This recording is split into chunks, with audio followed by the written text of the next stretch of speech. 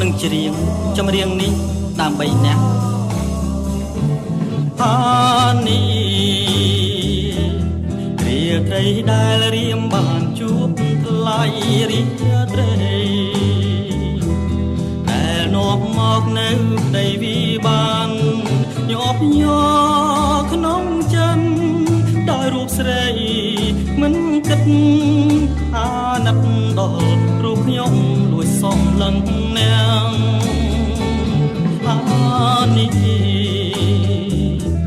ពេលស្រីរំខ្ញុំបងទុំព្រួយខ្លួនមួយ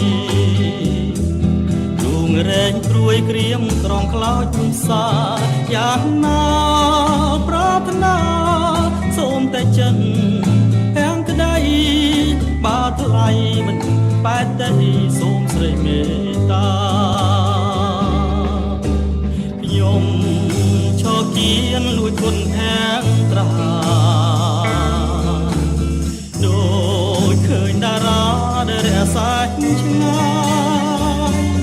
ចិនរៀមនៅនឹកស្ដាយដល់កាយស្រីថ្លៃមិនប្រណីបេះដូងកុំព្រីអូអានេះរឿងអ្វីទៀតខ្ញុំបងលេងបានក៏លៀនបងលេងមិនបានដោយរឿងហេតុអ្វីសូមស្រីជួយឆ្លើយនៅចម្លើយយ៉ាងខ្លីបើថ្លៃមិនបែកទេសូមស្រីមេត្តាអានេះពេលស្រីរងខ្ញុំពំទុកព្រួយខ្លួនមួយទ្រូងរែងព្រួយក្រៀមក្រំខ្លោចសាយ៉ាងណាប្រាថ្នាសូមតែចិត្តភក្តីបើថ្លៃមិនបែកទេ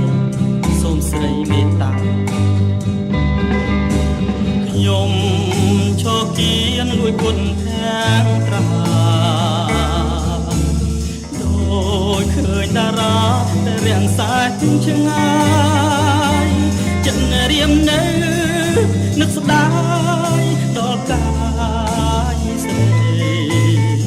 ថ្លៃមិនប្រណីបេះដូងកុំព្រីអូអានេះរឿងអ្វីទៀតខ្ញុំបងភ្លេចបានក៏លៀន